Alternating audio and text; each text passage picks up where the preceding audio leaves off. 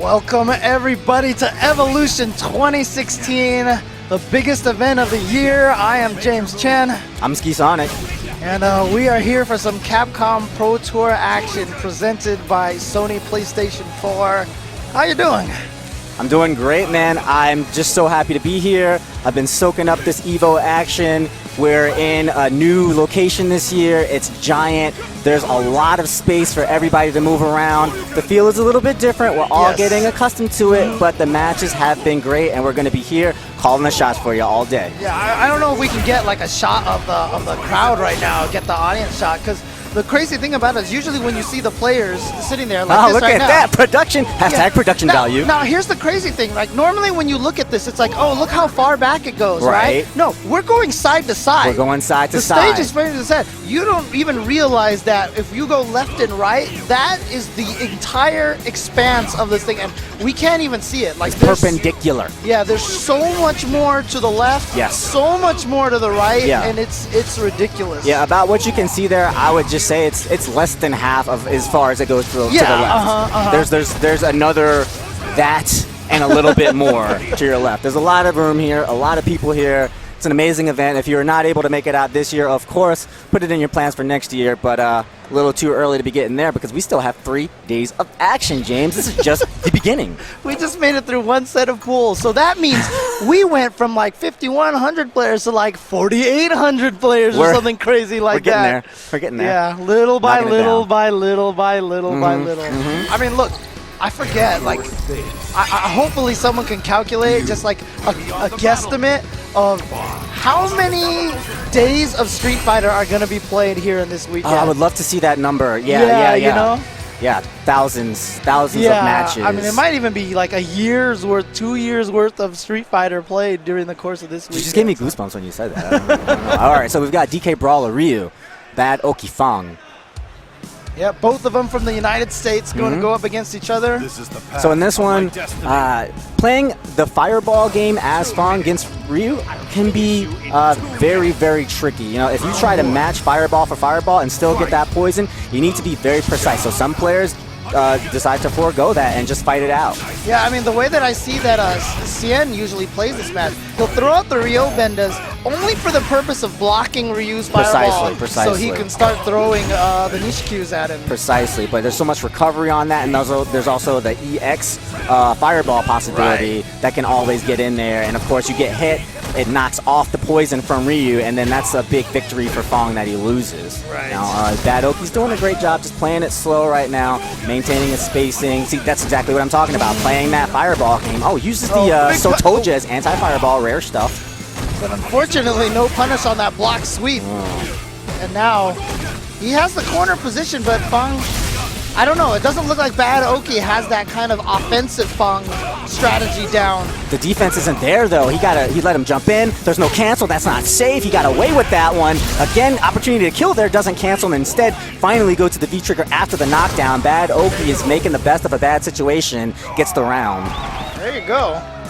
I mean, Brawler was starting to make that comeback, but Oki ends up taking it. He left the door open a couple of times there. Now, that is such a risky mid-range Sotoja. Jumping in on that can mean big damage if Ryu makes the right read. Looks like Bad Oki getting a little bit more offensive with the mix-ups after the knockdown now. I gotta wonder if so it's an accidental input. Throwing out that lunge punch, the Sotoja from Fang a little bit liberally. He's the stun. Oh no! And a counter super all of a sudden out of nowhere? Hey man, if they drop their combo, you know you got one good option. That's your best invincible move, and Fang's only got one.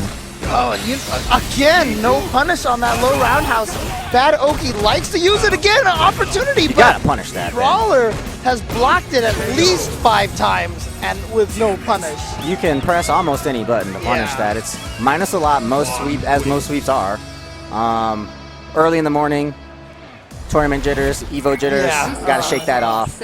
I mean, look, here's the thing, right? This game has that input buffer system. You're always better off trying to hit the button a little bit earlier than later. Yeah, it's very true. Again, okay, got the punish is coming out now for the sweeps. See if Bad Oki makes the adaptation. You know, some of this is, hey, if you're at this point, you may not be the most learned Fong. You may not be the most experienced, but a portion of this is learning on the fly. You're gonna have to figure out, okay, that move is highly punishable, then I'm just gonna have to put it away for this set, and Bad Oki is gonna have to get the message. DK Brawler is gonna send it. Yeah, I mean, I like what DK Brawler is doing a little bit because, like I said, Bad Oki is really relying on that low roundhouse. And he's gone for it so many times, it just really hasn't been hugely punished for it. But there we go. Brawler's going to get that round now.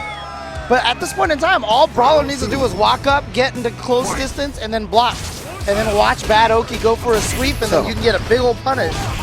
You talk about game plans. That's a game plan. There you go. Right There's one out of nowhere. He could have just blocked it, and that would have been a super counter right there. Yeah. And traditionally, against Fong, you want to just kind of go in. Hey, he'll have to eat that. That's what happens when you drop your links. Don't make it tight. Somebody has full meter, but that's not going to be a threat again for the rest of this round. As Ryu, you want to rush Fong down. You want to get in there, ignore the poison. He says take the poison. Sometimes you got to take the poison, but you're fully loaded right now. You got a V trigger. You got a super art, a critical art, I should say, and you'll severely out damage Fong tit for tat.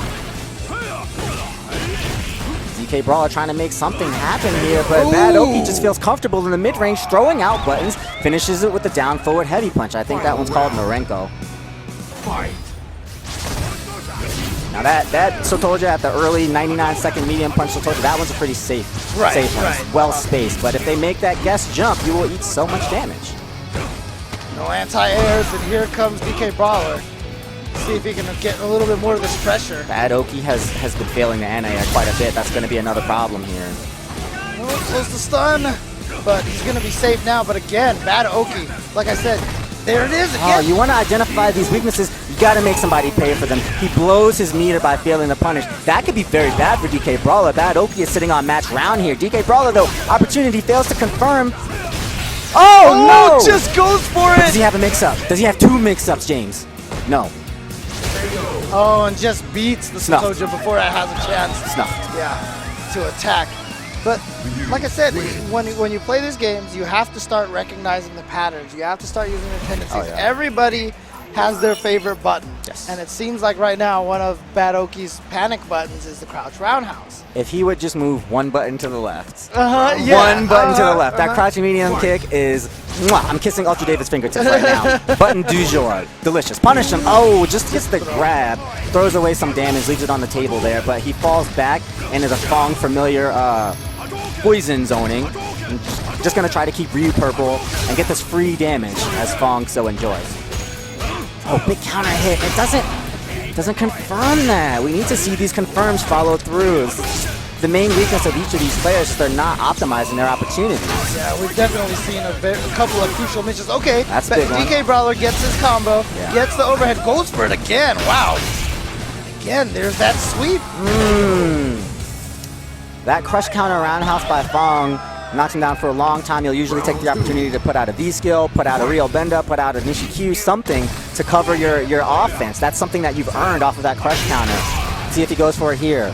Just backs off, goes for another sweep. There's like very rare distances that it could even be safe at all. It is not a button. I don't like it. Now I'm pretty sure that was supposed to be low light kick into an uppercut. Maybe just came out as a super. He's still fighting through it though. DK Brawler now on mass round. He did blow that meter accidentally, but sometimes you got to recover. Sometimes things don't go your way, and it's up to you to recover. And that you can't make it through a tournament and expect everything to go flawlessly. Bad Oki looking for jumps. Oh, and it gets away from the super, which is very fortunate because Bad Oki's been weirdly spot on with his raw ultras. That's been 40% every time he got it, and that's 40% that DK Brawler has. And look at what a difference it would make. That would have been very close to the round, but instead DK Brawler is going to take it solidly by finally avoiding the super. And hey, that's something. That's something. That's an improvement in the course of the matchup. And in a 5,000-man tournament, you're going to be wanting to improve every round, every match. That's just something that's going to have to come with the territory. Right. Even on the other side of things, too, when Bad Oki should have started to recognize that when he went a screen away, DK Brawler was going into the fireball game a lot, right? Now, once you get into that situation, what I've always seen Cien do is he'll throw out a Nishi-Q, and if he sees the counter fireball, he cancels into the EX dash. Okay, into the EX step. Sure. and he punishes a lot of fireballs that way. Yep. And so, big damage punish on right, exactly. So it's just you have to be able to recognize when you can bait people into those kind of things. So yeah, and it's positioning has a lot to do with that. You know, you'll need to be at the range where you can throw the Nishikyus, still be able to react and get the punish. And a lot of that's what Fong is about. He's got those long mid-range buttons, long-range pokes. I mean, we saw the distance on the crouch roundhouse, but he's got other buttons that are a little bit safer, as we were talking about. Crouch medium kick, that one's +2. Stand strong, that one's disadvantageous, but has a lot of range on it. Fong's usually playing this this mid-range game after applying poison and then trying to instill panic against his opponent. We didn't get to see Bad Mojo get too much of that going. He just kind of stuck with his game of trying to play hardcore offense, but it was the Ryu player. Yep. All right. Well, so we want to thank you all for joining us here for the Capcom Pro Tour presented by PS4. Remember that PS4 is the home of the Capcom Pro Tour. That's right. That's right. Street Fighter V, one of the platforms. You can get it on PC and on PS4 specifically.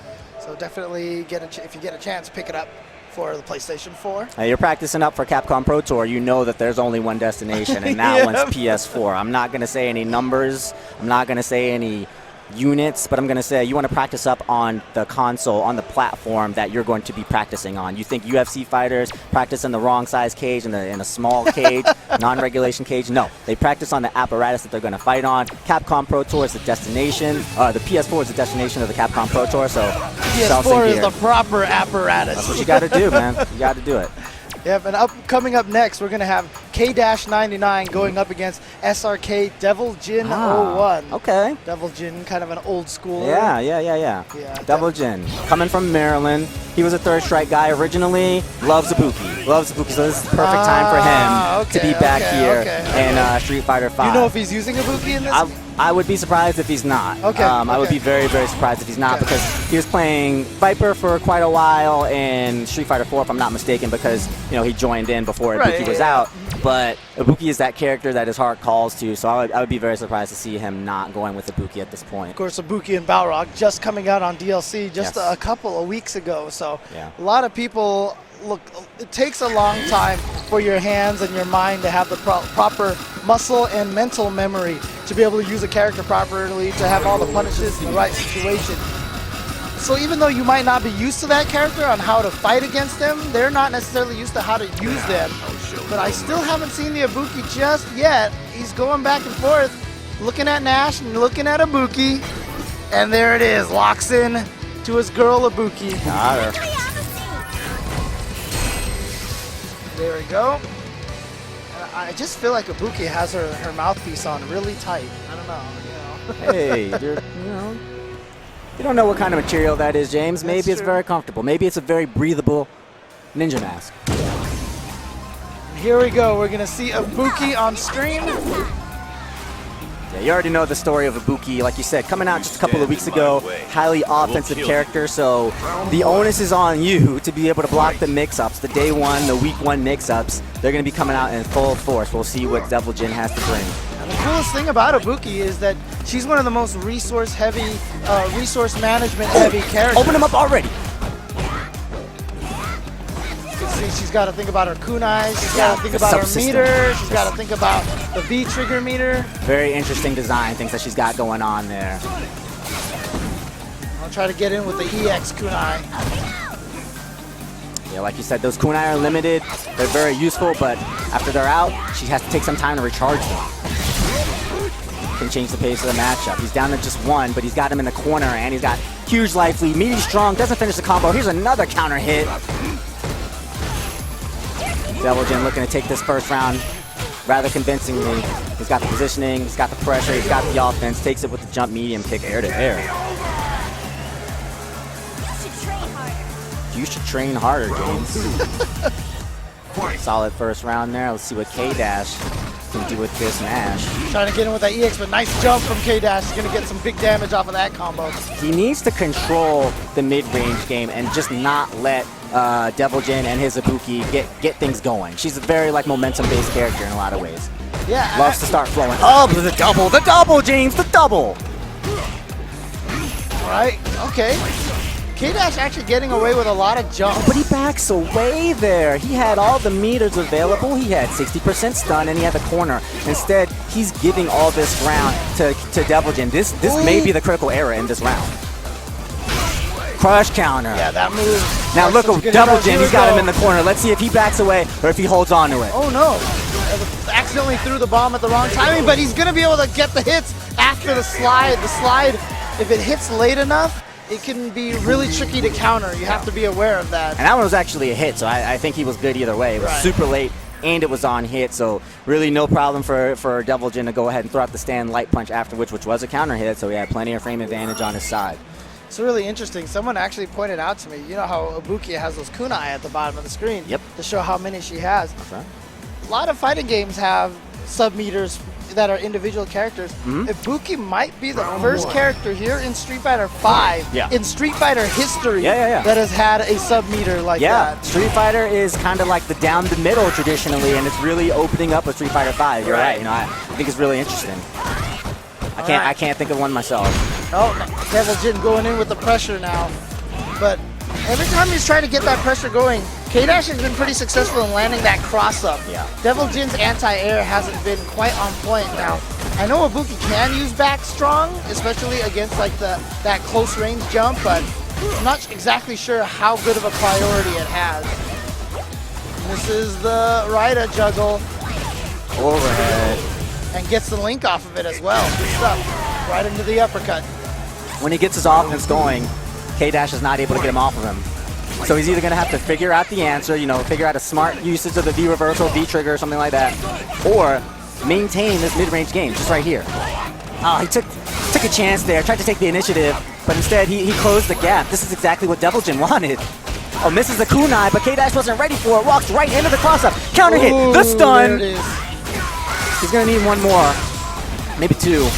Oh, tries to grab some kunai, but using the V-trigger, but not a big enough punish, unfortunately. He got greedy. He got greedy, Jins. Well, he's sitting on a full bar, so he's definitely not out of this yet, especially if Devil Jin keeps taking random hits like that. He's had success on that cross-up. Oh, that could have been very close to the round, if not the round. Lower vitality on Ibuki, if I'm not mistaken. V-trigger, though, still available for Devil Jin. K-Dash has the momentum now. The pace is under his control. Oh, but a counter stand light punch. Devil Jin is going to take it. He just left a little bit too big of a hole in between his pokes. Yeah. And Devil Jin was able to take advantage of that. That was after crouch strong, right? That's so, yeah. Risky button to press. But might have just been trying to walk forward just a little bit too much, try to keep that pressure going. That's the thing. You want to train them to stop hitting buttons so that you can keep pushing forward and maintain that pressure. Yeah. And if they are hitting a lot of buttons, that's when you got to start implementing your frame traps to get them to stop hitting the buttons. So. I like to think of it like a faucet, you know? It's like, how much pressure do you want to give them? You know, do you want to open it up? Do you want to take a big, like a lot of leeway? You know, you want to take a big step? You know, a little bit. You know, open it. Right. Well, that's how you play. That's how you play Street Fighter. Yeah. It's just like turning on the water. If you go too hard, if you use too much, if you go in hot too much, you're gonna run out of that hot water, you know, from your water heater, and it's just gonna go cold at that point in time. You see, this is not working anymore. You see, I don't have a commentary partner, but when I get on with James, it's definitely the king and prince of puns for the fighting game community, and I'm happy about that. I'm happy that you guys are here with us, that you're having us here, that you are joining us here on the Capcom Fighters stream presented by PS4 for the Capcom Pro Tour. We're here at Evolution 2016. The winner of this is going to be guaranteed a slot right into the Capcom Cup, sponsored by Sony. That's right, and of course it is one of the biggest events, as we mentioned. Over 5,000 players here, so just to even get to grand finals, if you just only went through the winner's bracket, that's basically 13 or 14 or so different players that you have to fight against. Is that to the finals or to the top 8?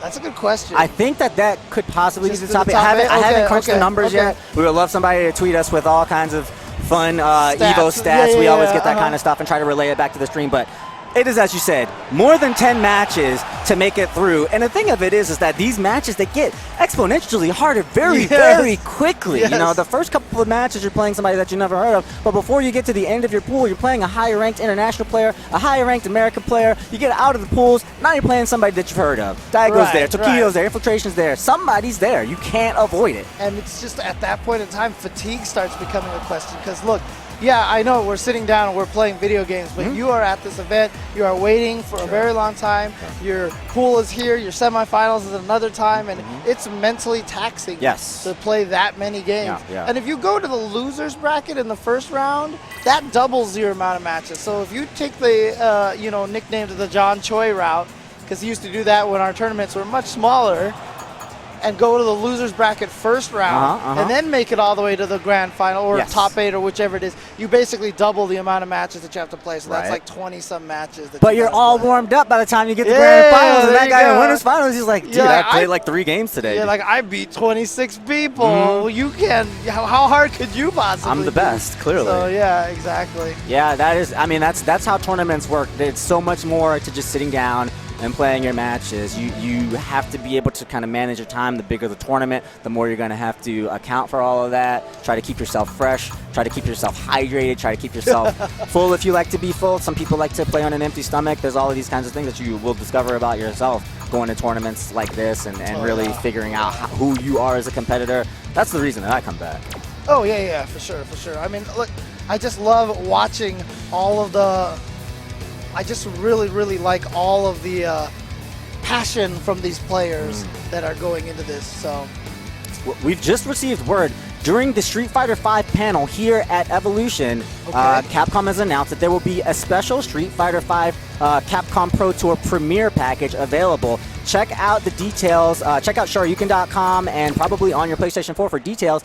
That will go to supporting the Capcom Pro Tour. So, there you go. Hey, you know, you're thinking about your compendium analogs, and I think that we may have made it. So you can show your support. You can support directly by checking out the Capcom Pro Tour Premiere package available for Street Fighter V. Details available, I'm sure, on Shoryuken.com impending.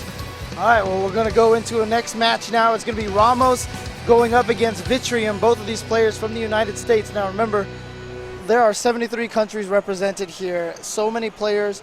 The second most amount of players coming from Canada, third most from Japan. Japan is definitely out here in force. We've got 2 US players going up again. We've got another Ibuki coming up here, going up against Laura, a character that, you know, for a while a lot of people were considering kind of weak, but then towards the more recent months, a lot of strong Laura play has been coming out. Vitrium's come out, and he's tested the waters early. He's throwing out the V-skill overhead twice. He's gone for the dash command grab twice. Everything is hit. He's had his way with Ramos in this first round. That's a perfect green bar. That is not a great way to start, but you know what? You know, Ramos can actually just be like, you know what? That's Laura. She gets that momentum. She gets those mix-ups. That happens. Hey, you think Vitrium's not going to say that? It's Ibuki on the other side. Both of these characters incredible explosive potential. Things can go downhill very quickly. The stun has mounted very quickly. Ramos throws that kunai. First damage that Ramos has been able to get. And he just stopped that approach for just so long he could get the stun back. Now he's actually got a chance to go to work. Great positioning. Oh, he checks that air jump, but couldn't get anything going off of it. Nice. Landing that towards heavy kick. It's very good at hitbox on that move. And then, wow, wake up throw from Vitrium. Gonna get the knockdown sending. Oh, surprise, surprise. See, the nice thing about that mix-up there is he goes to the other side, right? But at the same time, if Ramos tries to jump, you get caught by the anti-air bolt charge. Tricky stuff. Tricky stuff, and he should end up safe. You're going to be blocking the fireball on the other end.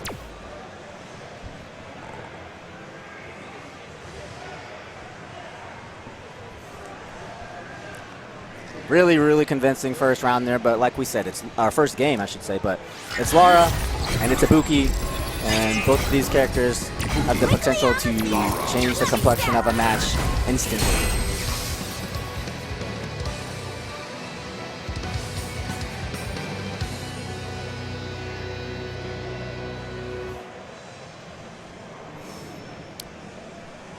All right, Ramos looks locked in. You can see his face from where I'm sitting, but not Vitrium. Round 1. Fight. All right. Let's see if Ramos can get anything going this time. So far, it's pretty much all been Vitrium as soon as he gets that momentum. Oh, no. Definitely was an execution error. Wasn't supposed supposed to pull out the kunai like that. Remember in that last game, Vitrium kind of tested the waters, throwing out the V skill. That's something it's not something that you can really abuse at high levels. It's very punishable, so it's not something that you want to rely on, but it landed. Ramos looking a lot more in control in the second game. I like the range on that V skill, but unfortunately just gets thrown by the wake up. That's the second time Vitrium has just gone for a wake up regular throw. Set him up. Got to see some more throw base. All right, throws out the bomb, and yeah, smart stuff for Vitrium just to get out of there. Ooh, beautifully spaced by Canadian kick.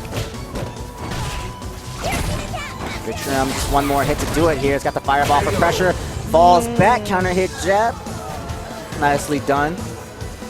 Round 2. A little bit closer of a round there. Ramos able to answer in the mid game, able to apply a little bit of pressure, but Vitrium's defense was solid. He was able to convert that defense into solid damage. All right.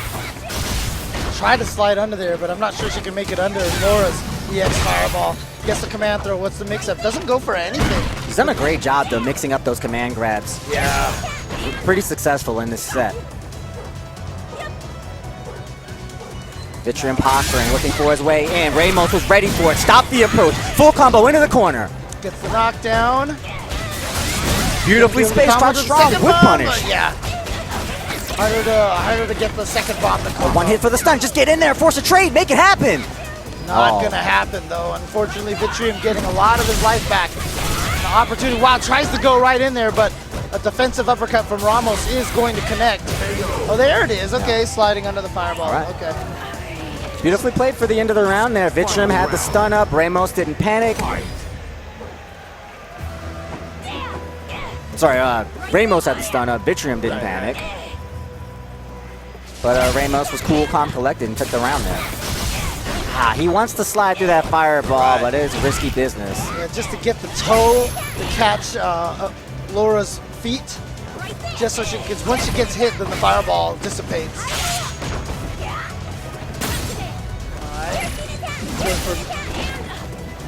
Both of these players are relying heavily on that mid-range game. Not a lot of set play, not a lot of can setups. Just trying to make hard reads. Quick dash under. There's the command grab. Long setup. Had him block 3. All right, gonna catch Might be him. looking for another here. There it is. The Done that double dash. before, yeah. Mario Kart. The second time he had that trick going for him. And the range is, of course, extended just a little bit. Looked like he might have been out of range. Oh, that's gonna do it right there. Got the crush counter. Big reads. Big Pops. reads from Vitrium. Yeah, pops the opponent up into the air. Is able to combo into the fireball, and there it is. Vitrium gonna take that game. So he's gonna move on here in the brackets. This is the second section of brackets. This is the B pools here at the Capcom Pro Tour at Evolution 2016. The Capcom Pro Tour, of course, being brought to you by PlayStation 4, by Sony's PlayStation 4. There you go. Boom! Right there. Yep. Yeah. Check them out. Of course, we are, like I said, mentioned, we are here live at Evolution 2016, the biggest event of the year. Yeah. 10,000 unique players across 9 different games. Yeah.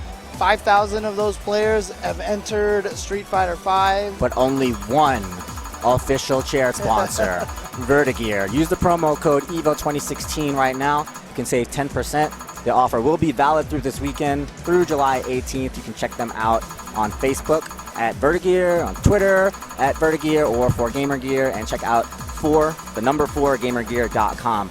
We're sitting in these chairs. They're incredibly comfortable. Yes. I have no complaints. And this one actually, it actually matches my apparel. I actually like the color of that one. This is why I chose, so I could sit here and I was like, all right, we see what you're working with, Vertigear. Okay. We just need the, See, you were in a win-win situation. If you sat in this one, that would have matched your tie. Oh! And that's just so like, yeah, like I'm like improperly dressed for these chairs. You got to right coordinate, now. James. Yeah, I know. You got to Should've coordinate. known. I should have known. Give this guy tips. Give this guy tips. Tomorrow, I'm gonna bring the red shirt just for this chair.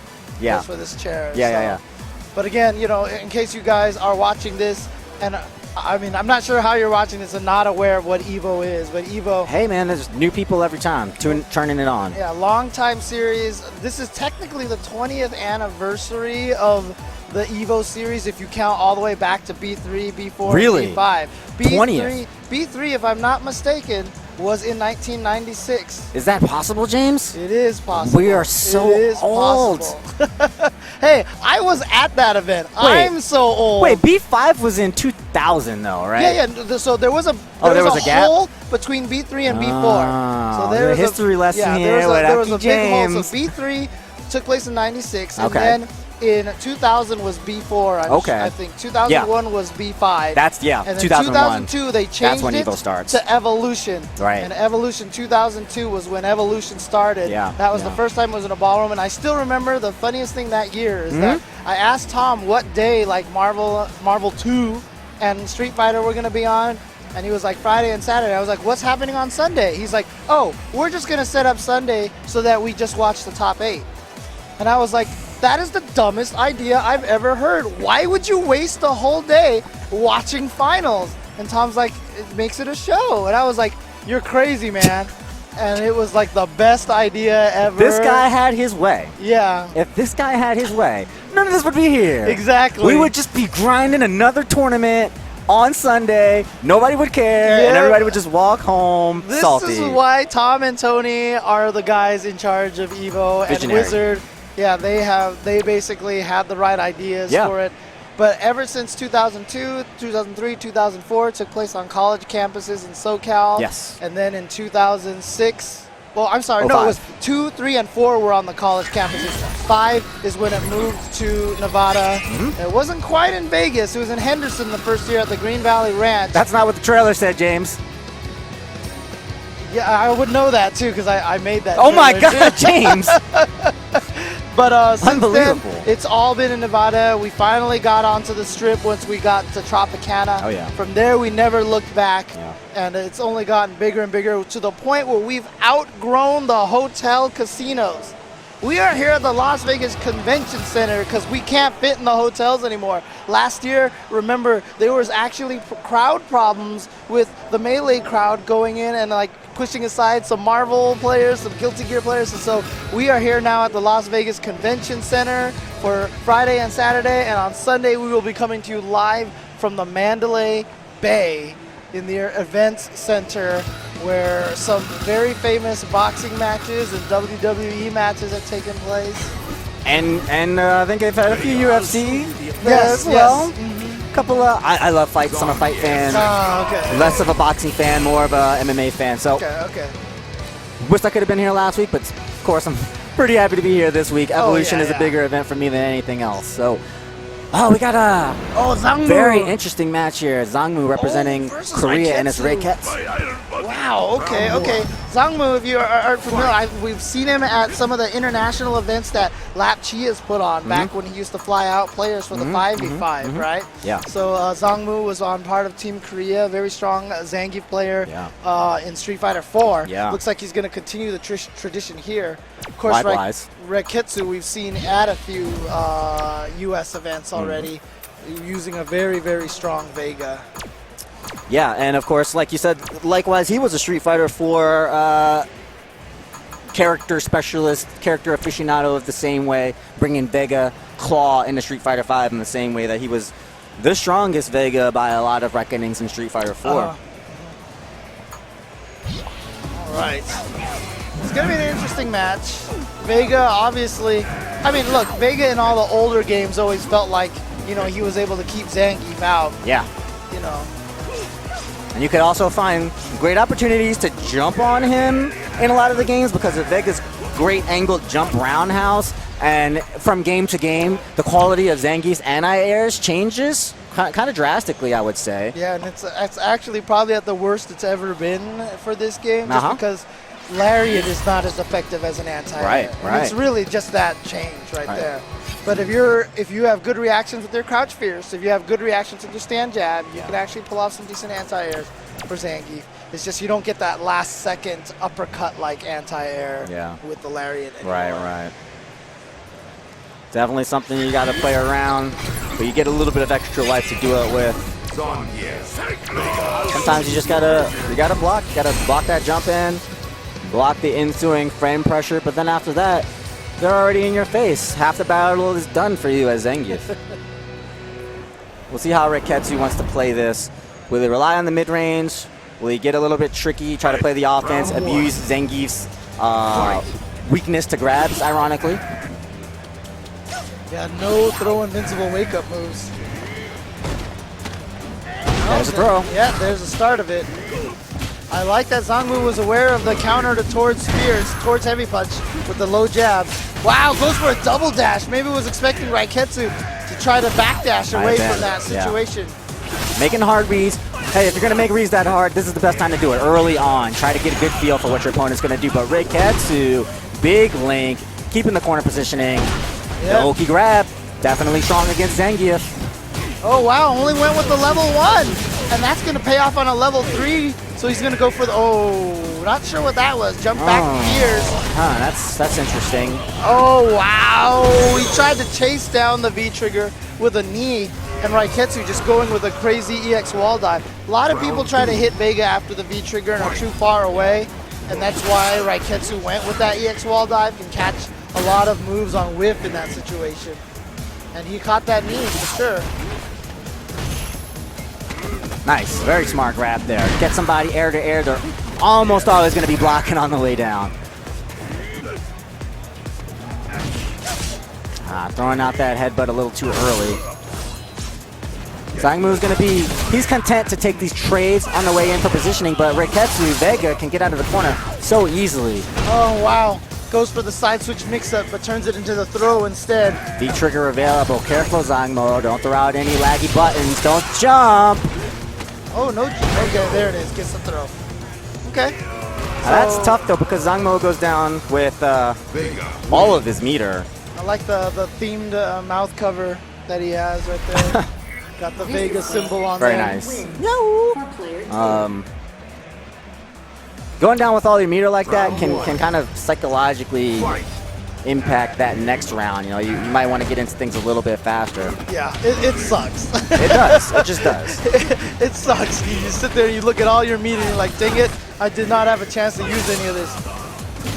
Good anti-air. I like to use the jump jab. Very underrated button for Zangief. But he's gone for so many SPD, so many command grabs, and I think Reiketsu's pretty wise to it. Zangu's going to have to mix it up. Oh, nice jump in. That's what we're talking about.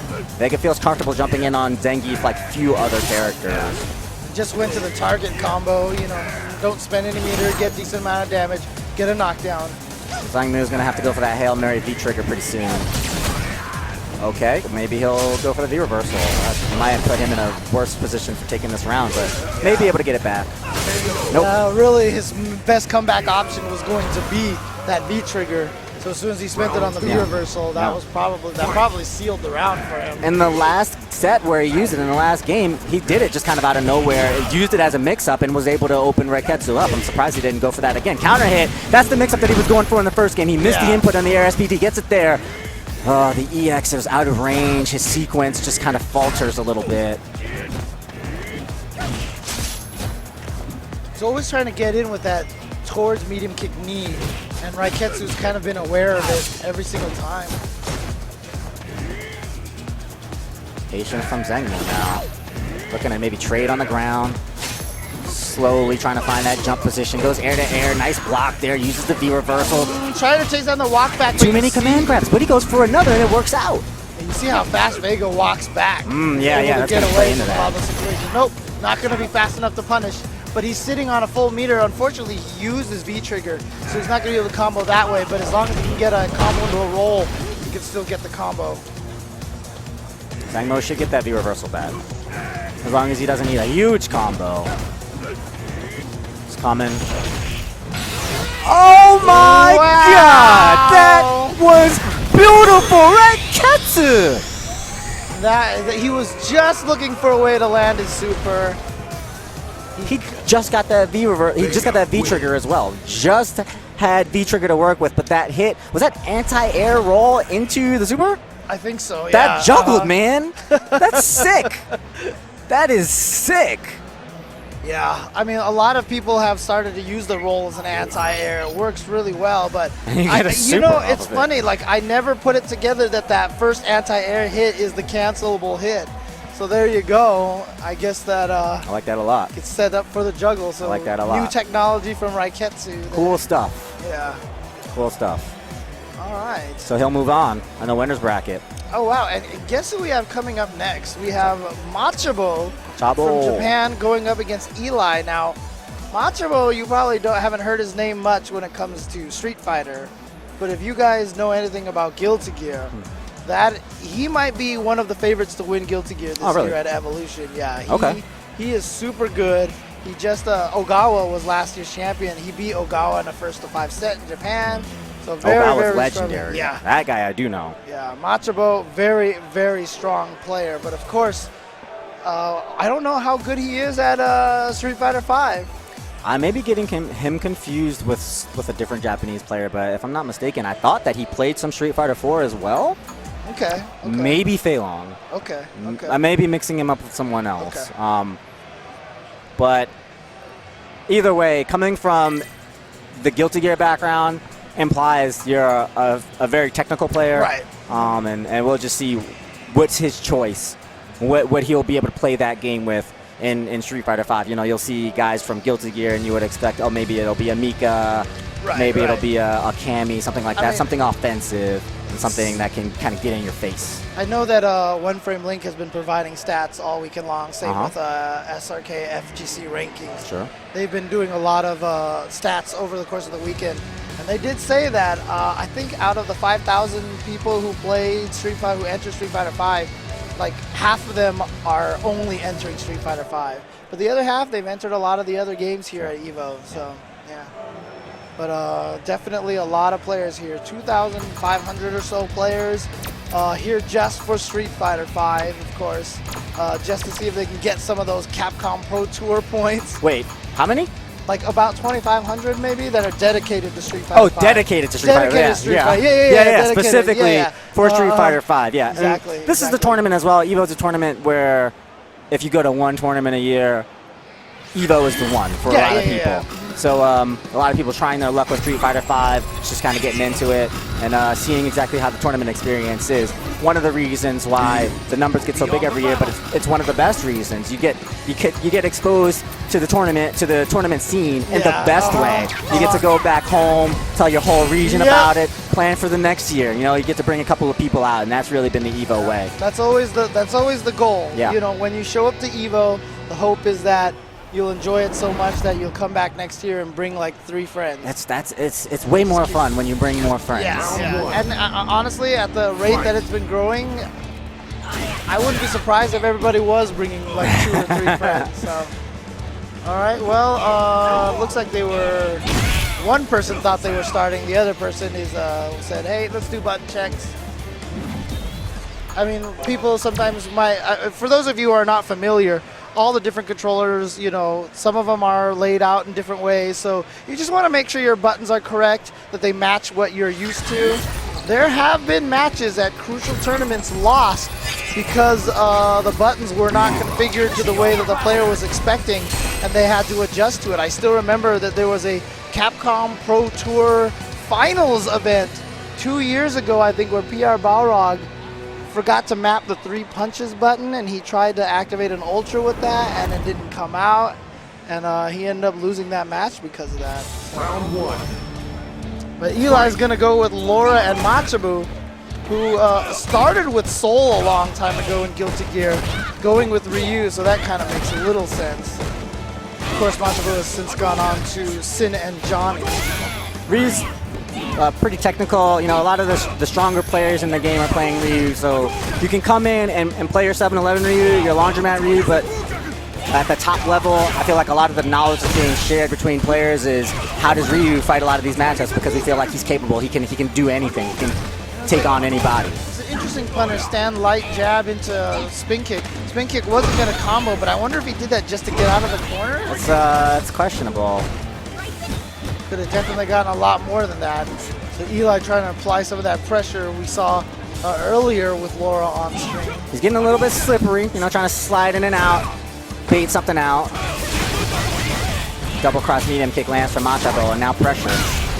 Oh, gets the crush counter, but didn't get a juggle. Oh, big opportunity, but just a sweep with the V-trigger available, but cross up here, still has V-trigger available, holds on to it. Eli in the overhead, point blank range, covered by the fireball, and Machabo asleep at the wheel for just a second. Good stuff, good way to take that round. Just so concerned about the fireball, watching for Laura to dash forward and go for command throw. Instead, sends that out, sends out the overhead. You gotta look alive. Oh, there's the grab. Okay, there's the reset on the quick rise. Okay, good anti-air from Machabo, but Eli so far showing that he's got a lot of the lower tricks up his sleeve. Oh, using the armor to get right there. He was baiting the fireball. Yeah, he was just waiting for it. Oh, is that too high? I don't think it's gonna go. Yeah, it was too high up, so that fireball's not gonna connect. And Machabo's just shrugging that thing off. Block. Oh, holds on to the V-trigger. Careful, careful there. Yeah, one touch can go into it, but gets a crouch counter sweep. Oh, was that a... Cross-up light kick, it looked like, and he just wasn't deep enough for the combo. Anybody's round here. Eli match round. Or Ooh, gets the low forward fireball. The V-trigger fireball much faster. Down just a tiny little bit of life. Gets a sweep in there, but a great jump. Auto-correct uppercut. Look, Can't jump there. Eli's had some great success from those jumps, but on meaty situations or at better distances, that was too close, so it was much easier to get the auto-correct uppercut. But speaking of uppercut, Machabo with a whipped uppercut again. Whew.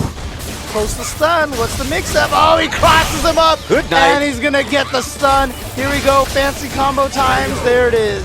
Nice. Double forward heavy punch. Didn't even need to finish the combo. Oh, you can't see me? We can. Wow. Wow. All right. All right, buddy. Eli with the pop-off. All right. Minor pop-off.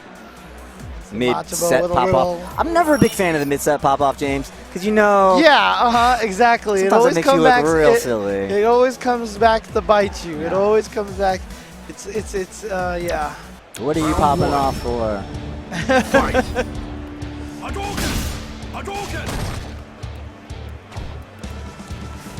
Covering that ground game. Brazilian Jiu-Jitsu, Eli. That's punish, yes. Not the biggest punish available, but we'll let him go. Reversal from Machabo. Counter hit on the wake up. I like that Machabo is showing that he's willing to uppercut now because Eli has been applying very heavy pressure on the knockdown situation.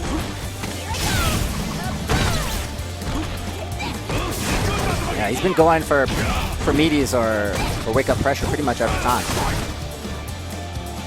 Oh, Machabo still looks calm. There you go. V-trigger. No setup for the EX. I thought he was going to go for an EX unblockable fireball. I don't know how that fares with Laura and all those meters she had available. Didn't want to risk it. Not quite enough to kill. Oh, it was still in a dangerous position though, because one mix-up from Eli could have taken it. But Machabo now trying to stave off elimination, gets the first round of the second game. Got to watch those EXs. Very careful with the fireballs now. Machabo needs to be. Counter. Eli with a full head of steam. Oh, but thrown out of it. Machabo stops the pressure. Now Eli fully loaded.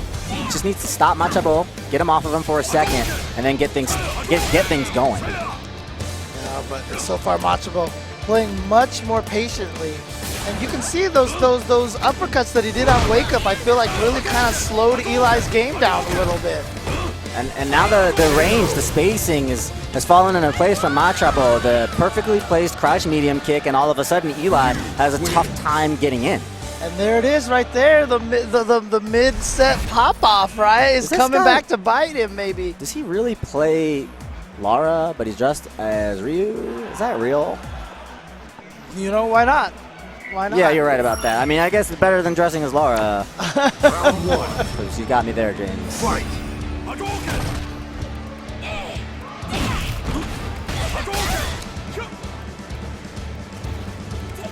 Machabo just trying to keep Laura out of a threatening range now. Yeah, that's basically the difference right now, is that Machabo has kind of turned his game into a very defensive game. He's playing very footsie. It's a fireball-based game, and he's really going for having Eli overextend himself. She was a sliver away from EX. Machabo licked his chops and threw a bunch of fireballs while he had free reign. Another wake-up uppercut. Yeah, Machabo probably knew at that time if he did get punished for that uppercut, it wouldn't have been too much damage. Eli's been throwing out that forward heavy quite a bit. He's landed it more times than he's canceled it. Just the last time he was able to make the adaptation. And then the overhead once again, and now Machabo at match point. Round 2. Wow. Fight. I just don't want that mid-match pop-off to come back to bite him. He's still got time. He's still got time here. But Machabo up around here, second What a game. whiff punish. And yeah, I think Machabo recognized it too, that Eli likes that towards heavy punch.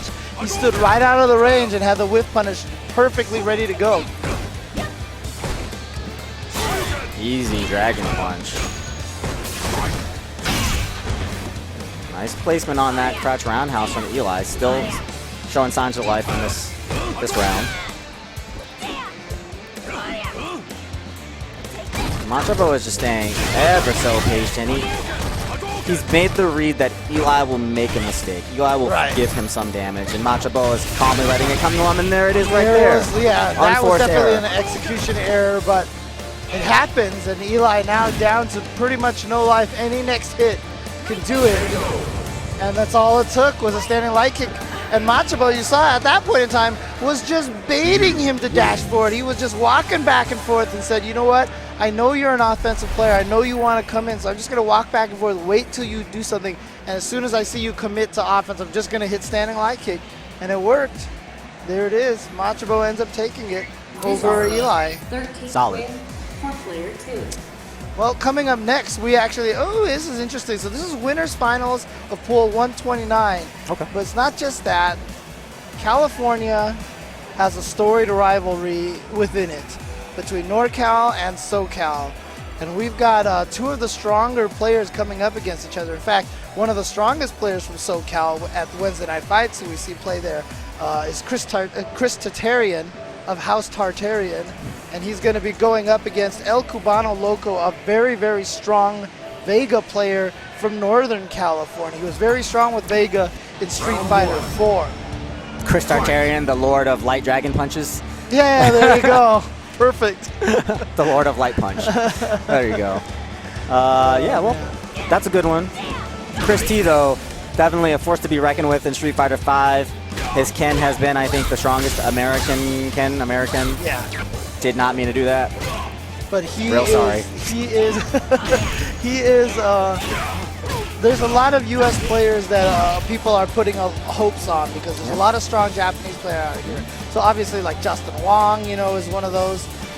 Chris Tatarian probably in a very similar position because he has been performing well at a lot of events. But, Chris Tatarian definitely compared to, like, say, a Justin Wong, doesn't quite have that level of versus foreign players, big environment experience. Definitely. That's definitely true. But what he does have that Justin doesn't have is this kind of do or die gameplay style where I think he's a little bit more prone to take risks. He's a little bit more. Just said he's youthful. He's got that. He's young. He's got that youth on his side. Right. He doesn't have that the experience. He doesn't understand the danger and the heartbreak yet. The fear that comes with experience. Yeah. The fear that accompanies respect of other strong players. Yeah. He doesn't have that yet. He's got the Juggernaut helmet on right now. Nobody can get into his head. He just gets out there and he does work. The interesting thing about Chris Tatarian too is that I actually know, I talked to him at Wednesday Night Fights, he does have a secret secondary character, but I really don't know if we're going to see Chris use that character. So Chris, of course, very well known for using Vega. For using Ken. And El Kubano Loco, known very well for using Vega. Yep. So I'm wondering if Kubano Loco is sticking with Vega in this game. Seems like a good enough choice. A lot of times when players are playing that character and they bring it to the next game, they don't pick that character. The character's either drastically different or just a little bit weak. Right. But I feel like Vega has been represented pretty well. It looks like El Kubano Loco agrees. He's going with Vega. And even with Ken. So Chris Tatarian played Ken in 4. when he first got his hands on Ken in 5, he was like, this Ken is terrible. Round 1. And it was just a different style Fight. at the time. And now he really honestly does believe that Ken is a very strong character. Never trust a no-niner, folks. Here we go. Chris Tartarian. El Kubano Loco. Chris Tartarian in the dark black tee. Representing Violent Ken.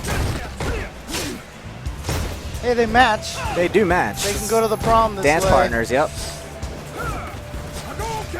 Well, Kubano Loco doing a pretty decent job trying to play this keep away game, but again, the thing is, all your damage that you're getting on Ken doesn't matter until Ken is KO'd. Yeah, that is so true. Once Ken gets in one time. Counter hit. Oh no, and the corner.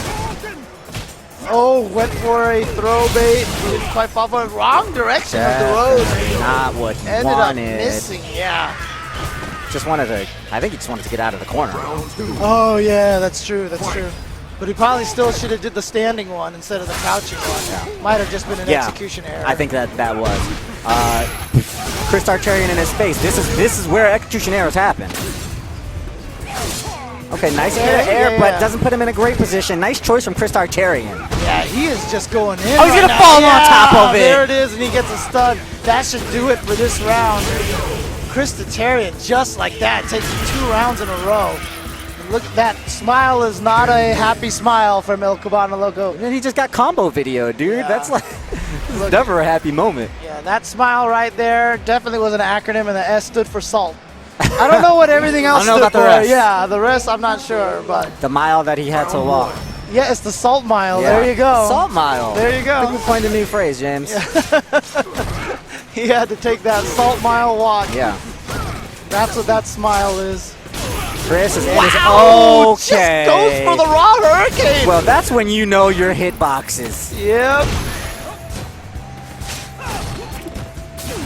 Oh, too far. Oh, I'm sorry. He actually just jumped away from it. Chris is just feeling himself right now. Everything is landing. All of his choices are on the money. He can do no wrong. And that's what Ken does, though. I mean, that's a common trait you see of a lot of Ken players. You know, the Trinity here. Once they get on that roll, they just get on that roll. That jerk Ken, he's like rich with a beautiful wife, an incredible family, and he can do no wrong. And then he smiles at you when he does a super. El Kubano Loco's having none of that. Taking it to Chris Tartarian in this round. Not going down so easily. Oh, he doesn't stop that approach. That's not advantageous, but he wasn't ready for it. Couldn't even chase down that hurricane with a slide. It's just the pace. I think the pace has gotten a little bit out of his hands. Yeah. But he's still got enough life to seal this round. Oh, what a perfect jump timing, and he's going to be able to take that round. There it is, Kubano Loco not going down without a fight. Final round. Worth the risk. Well worth the risk. Take that jump in. Seal a round. Now out comes the EX Hurricanes. First we've seen in the set. He's ready for the V skill that time. Stops it. The El Kubano Loco defense is sprung back into action, but he jumps in there. You got to earn these jumps against a DP character especially. Oh, gets him with the throw bait. Gonna get some good damage, close to stun. Goes for the thunder kick. One more touch. And there it is. And Chris Tartarian is gonna take it over El Kubano Loco. And you see El Kubano Loco with that fighting game head tilt. He gets a lot out of that EX Hadouken in the corner. He's not advantageous after that, but you're not at a position where you can punish him. Right, A lot of characters are going to want a V reversal there, but Vega's V reverse I don't think is going to do anything in the corner. Yeah, You'll probably it's even true, get it's punished. true. So I really like that. That was a smart strategy from Chris T. Get him in the corner, then start working those EX Hadouken, and at the end he got the big shimmy, stand heavy punch, and combo to death. And yeah, I mean the scariest thing is that when you do block that EX fireball, Ken can be crazy enough to just go for the uppercut right there, which is why you're so scared to touch any buttons. Yeah. So after he blocked that, yeah, sure enough, he did an uppercut. So he just walked up, faked the throw, backed up. All of a sudden, you see that whiff from Vega, and that's it right there. Punch to the jaw. Be afraid to press buttons against Ken, but do not be afraid to press buttons right now on your keyboard. Go on over to Capcom Pro Store on Amazon.com. Grab the official Pro Tour tees. Amazon.com/Capcom Pro Tour. You see the original in blue, and now the newer versions, the white and the black with that kanji over top of it. Those are my favorites. Yeah, the kanji right there, that's the kanji that's on Ryu's belt. on his sign in Street Fighter 2. Cool. Furin Kazan. Cool. Wind, I think. It's like wind, forest, fire, mountain, I believe it is. Okay. So, yeah, the last one's definitely mountain. The second to last one's fire. Yeah. Makes a lot of sense. So that's available right now on Amazon.com/Capcom Pro Tour. Again, thank you for joining us here at the Capcom Pro Tour presented by PS4. I'm Chinese, so I'll pronounce it Feng Ling Huo San. Wow. That's how you say that. I only read the Japanese, so a little bit different for me. Furin Kazan. Furin Kazan, yep. Of course, remember that PlayStation 4 is the official destination of the Capcom Pro Tour, as well as PS4 is the official platform of the Capcom Pro Tour. So when you want to practice up for the next legs of the Capcom Pro Tour, available coming very likely to a region near you, practice up on PS4. Coming right up, Z-Nice and Dr. B. Dr. B. Dr. B. A man who has been coming to EVO. He's been supporting EVO since the very beginning. Yeah. He has been coming to EVO for a very, very, very long time. In fact, I know I've seen him in the Cal Poly Pomona days. So in fact, sure. In CVS 2, his shining EVO moment, unfortunately, was not a win. But it was him taking Daigo down to the very last pixel in CVS 2 with him using S-Groove. S-Groove, which is the most considered the worst groove in CVS 2. There was like 6 different modes called grooves that you could pick, and S-Groove was always considered the weakest because the dodge never seem like it paid off properly. But Dr. B using it, not a lot of people were used to it. He almost beat Daigo. He was right there. And one time I saw Eno play S-Groove, I tell you what, it changed my opinion on the whole damn thing. Changed my opinion on the whole thing. I was playing random select with him, and he gets S-Groove, and he's like, oh yeah, whatever, like S-Groove Chang, and he like bodies something. He's like, I love this character. I love this character. So it's Galaxy B, Dr. B running the Bison. Up against Z-Nice running the other Bison. American style. Well, Japanese style, but American. It's the animal. All right, that's dumb. Anyway, going with Balrog again with the Buki. Just released a couple of weeks ago. People still trying to learn him, but man, he has some crazy tech so far. Mostly thanks to the work of one Javits on Twitter, who has just been labbing it up crazy with this character. I've actually managed to use a lot of Boxer, and I think he's a really fun character. Whoa! okay. Dr. B trying to get into Z-Nice's head, it looks like. Yeah. Playing the mental games. Dr. B, of course, going with advice. Nice anti-air from Z-Nice. I'd love to see a heat map right now of Dr. B's matches. He's all over the screen right now, and Z-Nice is just trying to pin him down for a sec. Work that explosive potential that Balrog has in Street Fighter 5. Man, he can do a lot of damage. Yeah, especially once he gets that V-trigger activated, which he has now. He goes low, but that's not going to get a combo off of that. All right, so counter V-trigger activation now. Shin Bison. Surprise, surprise. Yep. That was a pretty slick little setup there because he jumped back and then did the charge move right out of it, so it looked like it was just another jump forward. It was a similar jump arc. Right. First round at the Galaxy B. It's like he's got a new degree, something in intergalactic studies. Oh, stops that. Counter hit strong. Saw it coming. Crush counter sweep. What's the setup? Just goes low. But good block from Dr. B. Dr. B tries to get back there. Looks like he's just building meter. All right, he's going to get the combo into the flames. Yeah, the funny thing is, when he does that, you know he doesn't have charge. Right. You know he doesn't have charge. Not that it matters too much. Oh, nice movement from Z-Nice. Gets under. Big punish. Oh, and he's still got the super available. Holds on to it. That's it right there. He's probably gonna, oh no.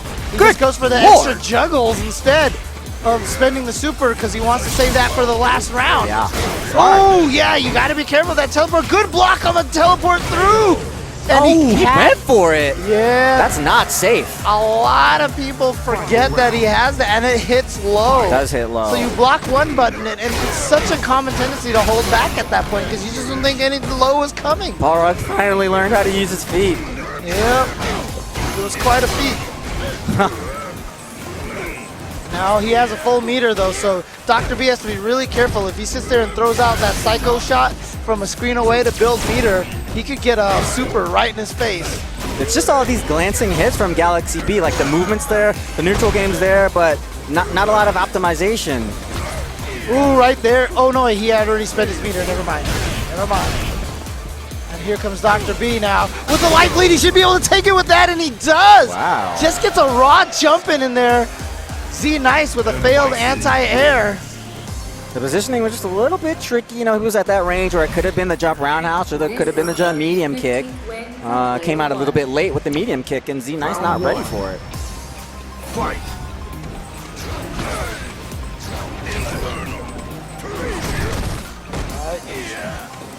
Galaxy B has worked himself into the corner there.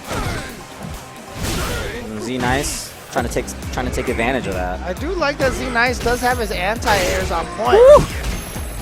Oh, nice. Combos into the V skill. Spin low, spin, grab, double mix-up. Oh, if only he had baited that one. Ooh, tries to get out of there, but Dr. B has actually had some pretty decent success with the Devil's Reverse mix-ups. Oh, this is a very technical ball rock from Z Nice. Needs a few small hits. Wow, tries to catch it with a surprise low rush. Hits him out of the air, and then the crouching light kick. Light kick, four That's all framer. it took, yep. Round 2. You really have to get you have to hit the opponent a lot with crouching light kicks for Balrog, because you have to get them to block low so that you can go for the throw or get the V skill overhead. Otherwise, there's no reason for them to crouch block. James, I crouch block first thing when I wake up in the morning. Like, I crouch block on the way to school, on the way to work. I'm always crouch blocking. Oh, the double dash gets through, but Z Nice, I'm sorry, Galaxy B. Sorry, Z Nice, ready for that. Galaxy B, though, still getting crazy. Oh, nice wow. air to air from Z Nice. Got the air to air. Had enough of this madness. Oh, Big knee. some good damage. Went for a throw fake and went low, but this time he does go for the throw. Bison with one of the farthest throw ranges in the game. He can catch you from ranges where you're just not used to it. You just don't think about it because most other characters can't get you from that. He turned it on. Galaxy B turned it on with that really quick sequence, and Z Nice just wasn't ready for what he had for the last 5 seconds. Dropped around. Otherwise, Z Nice has been very, very strong in the mid-range and the neutral game. Galaxy B has had real trouble getting any strong hits, just glancing hits. Nice. Keeps the pressure going with that V trigger. Sorry, not the V trigger, just the regular rush punches. Oh, that sweep's not safe. You at least could have gotten away from it. Not sure about the positioning. Galaxy B gonna have to take every opportunity in this round. He's down some life and he's cornered. He's still Oh, that in should there. be Oh good. no, not Nice. anymore. There it is. That stand roundhouse combo started from Balrog. Usually means the end. Very often can mean the end. It hurts. No, sorry, that's the wrong boxer. That's Dudley. Come on, James, keep it classy.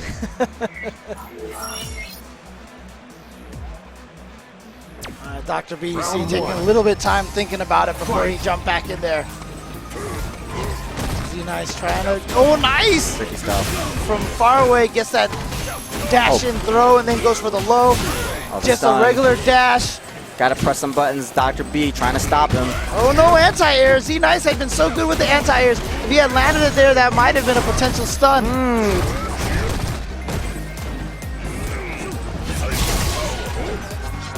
Small victory for Dr. B. He's worked himself out of the corner. The dash through, that was a counter hit.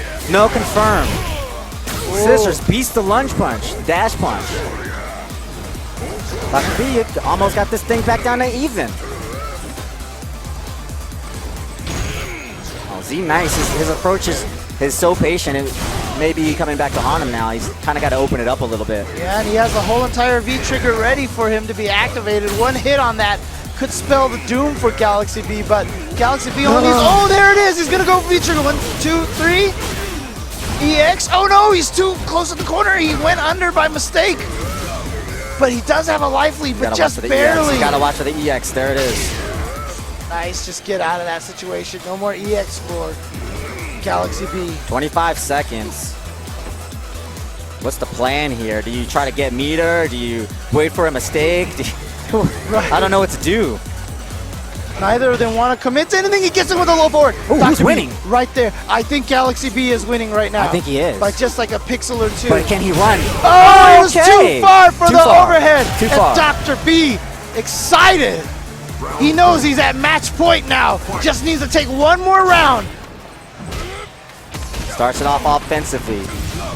Leaves a little bit of a gap. Z-Nice kicks the door down, pushes him in the corner, blocks the V reversal, and here comes Z-Nice. Ball rock pressure, jump back in the corner, punishes the jump back. Not letting him get out of there, but one well-placed scissor kick is going to get Dr. B out, and just like that, in that little sequence, Dr. B able to almost tie up the life. And now he has the life lead. Just throw out an EX, hope for the best. He's been getting a lot of damage off of those sparing EX Galaxy B. Wanted the cross up out of the corner. Z-Nice not letting him have it. Okay, activates the V-trigger, gets him with the stop. Oh, good but he's damage. still cornered. He's gonna teleport to the other side. He tried the anti-air, but it didn't come out in time, or it came out too early, mistimed it. Wow. Dr. B taking that game. Was that two? I thought that was, That was two, right? Yeah, that was two. It was two. Yeah, there it is. Dr. Wow. B has taken it. Wow. Z-Nice does not want to believe it. He does not want to get up out of the chair. It was very quick. Look at Dr. B. And he stole those rounds that he got. I mean, the way it feels like. Yeah. You know, he won them fair and square, but he kind of snatched victory from the hands of defeat. Dr. B very happy with himself right now. He threw out some really, really nice EX head stomps. He would jump back, be charging down the jump back, and then throw it back out. So it looks like he's just jump back, jump forward. And he does that a lot during the set. He jumps around a lot. So he kind of establishes this kind of like jumping bean movement, jumps back, comes up, and you don't see the purple until it's too late. Right. Cool stuff. And, you know, once they're in V-trigger and you see them go up into the air, you really just have to be cognizant of that teleport Devil's Reverse. It's probably coming. And it's interesting. I mean, it's gotten to the point now, because Bite's not a very particularly popular character these days, because a lot of people are starting to put him on the weak side. So you don't see a lot of people using him, but as a result, like, people aren't used to that teleport Devil's Reverse. I've seen so many people get hit by that, just like standing there, and then he goes to the other side and they walk into it. And it's not like he can choose to come down from the front. Nope. It's always a teleport behind. So it's just people not aware of it, just getting caught off guard. Yeah, and sometimes you want to counter it, but it's got a pretty good hitbox. Yeah. I think because it's not controllable, that the hitbox is pretty solid. So you really need to have your counter ready. If you're going to try to counter it, I choose to block it more often than not. I mean, if you do block it, you are in a negative situation. He has the advantage, but you know what? I mean, you're better off blocking than just getting hit by it anyway. So.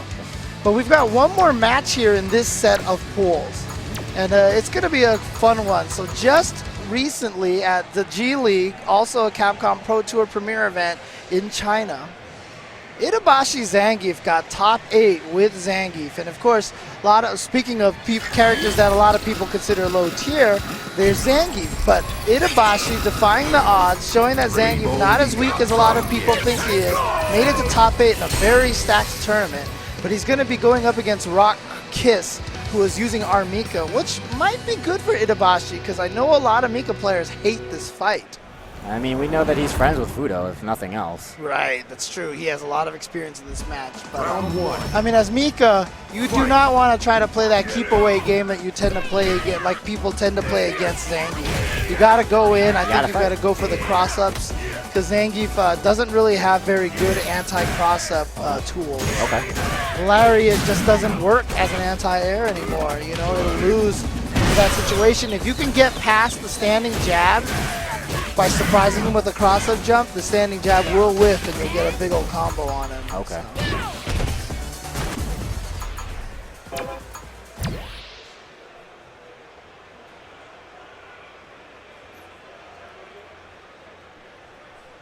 All right, DNG's Itabashi Zangief from Japan going up against Rock Kiss from the United States. Without question, Itabashi going with Zangief, and yes, it is Rock Kiss is going to go with our Mika. Doesn't have a secondary character to see if he can deal with Zangief.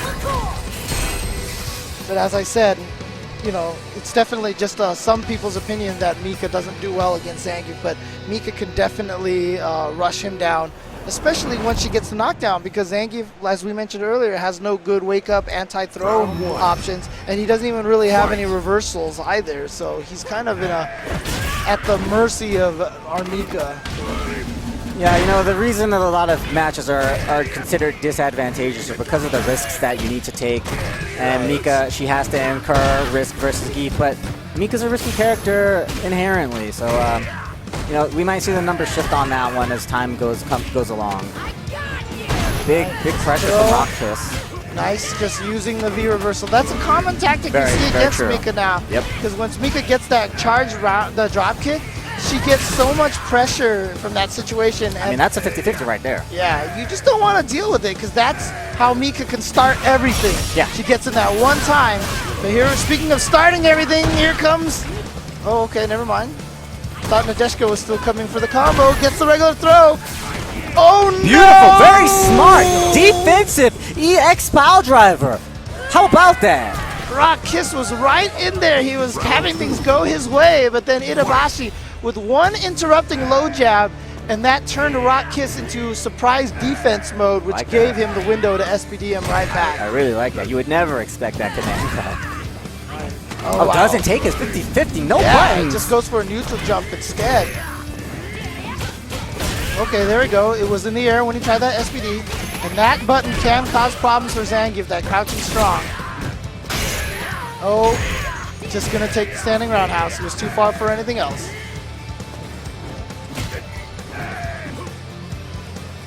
Rocket's just measuring the range, forces his way in with crouch heavy. Nadeshiko. Oh, and he gets the crunch count. He thought he was gonna go for the EX command throw, perhaps.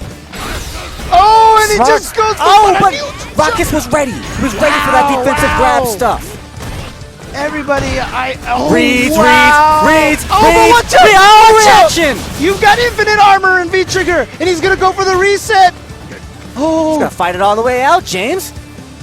And Mika can't chip with her super. Nope. Comfortable. He knows that Rockets has to win this round for real. Oh, what's the microphone? Watch out! Pow! Oh, but Nadeshiko! At the last second, that fierce didn't chill. Wow. Took her down to 1 pixel. Don't ever say that Mika can't take a punch. Oh no, too far for the regular throw, so Zhang's gonna punish that whip throw with her own SPD. With his own SPD. Headbutting the slide as a whip punish. Oh my god! Counter hit. Knocking down the drop kick. Can't give Itabashi a round like this. Rock Kiss stopping the momentum. A lot of damage off of that. Going for jumping, double jump. V-Ref stop the pressure. Ooh, again, crush counter off of that. Drop kick, the drop kick not working for Rock Kiss the same way it did before. But Mika very capable of comebacks, making these comebacks. He's blocking these V-reversals now. I would love to see him option selecting some grabs behind that. That would really seal the deal here. Fresh counter, what's the setup? Oh, and too many read. times. He went to the well too many times with the neutral jump. And just goes low, and that's it. He got into the well Itabashi's too many gonna times. take it. That was his go-to move. Yeah. Last 5 knockdowns. Itabashi's not going to let that one go. He's pleased with himself for that read when good reads pay off. It's funny because Itabashi is just one of those guys who smiles on win or loss. That guy just has a good time, and it's so much fun to watch. So he's going to go up 1-0.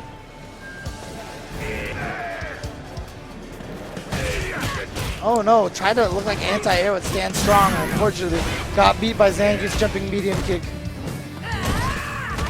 There it is. Now he's taking a mix-up. Goes for the EX command throw. Gets the towards Fierce and into the corner. Oh, he's got to block this. Oh. That's it. So I'll have a little bit of life to work with here, Itabashi. Got the V reversal. Oh, and had that been the SPD. Had that been the SPD. Was that what he was going for? But he might have just been delaying it a little bit. Yeah, not sure, but it's more than just the read itself. You know, it actually has to work out timing-wise. Gonna answer back with some air grab reads. Rock Kiss. Itabashi working his way in behind those knees. Watch out for the command grabs. that's the trick, right? Rock Kiss has actually been doing really well with the reactions. you know, the anti-air reactions. But when they're doing that, that means they're concentrating so much on whiff punishing and on what you're doing, that gives you the opportunity to walk forward. Slip your way in, slip your way in. That's what Itabashi's done. But Rock hits with a position switch. Now he's got Itabashi cornered, but SPD. Oh, the counter hit. Now Deshiko's coming. Will he go for the reset here? Nope, just takes the solid damage. Trying to tie it up 1-1. The armor's not going to do it, and the crouching throw from Rock Kiss is going to give him that game. We're tied 1-1. That jump short cross up. Very, very useful, like you said, in this matchup. This is the winner's final of this pool. Wow. Round 1. Fight. And again, the road to... And this is not even to get to semis. This is to get to the second pool of pools. 5,000 strong. You got a long, long weekend ahead of you. Yeah, Rock Kiss is looking really strong right now. Jump, neutral jump. Good combo. Neutral jump pays off for him there. Traded on the lariat, but that's going to work. Just goes for the SPD, not going to work. The RBG instead. Running bear grab, a reset situation, gets another throw. Double Nagaru. All right, smart to not do a quick rise again. Pow! Afterwards. Just keeps going with the low jab. Probably thought he was going to go low jab, SPD. So he was going to hit a button or try to jump away or something like that, end up getting caught by the low jab. Now Itabashi, match point. Can Rock Kiss keep this going? Very hard for each player to get a good read on each other, consistent read on each other. They're really doing a good job of mixing it up.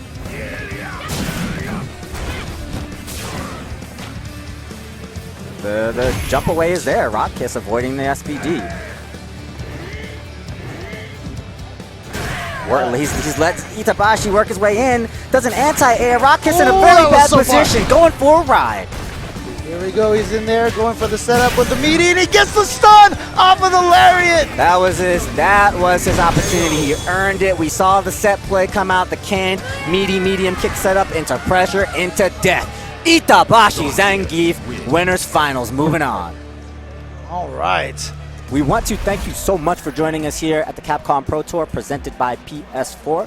Remember, of course, that PS4 is the official destination of the Capcom Pro Tour. That's what you want to practice up on. That's what you're gonna be playing on. So we want to see you out here, putting in that time, putting in that work, and see you on the PS4. Yeah, we're gonna move on to the next set of pools here at Evolution 2016. But before we get there, we're gonna take a quick break. Definitely don't go nowhere. We still got like 80% of one day and another day of great Street Fighter V action. You don't want to miss any of it, so stick around, guys.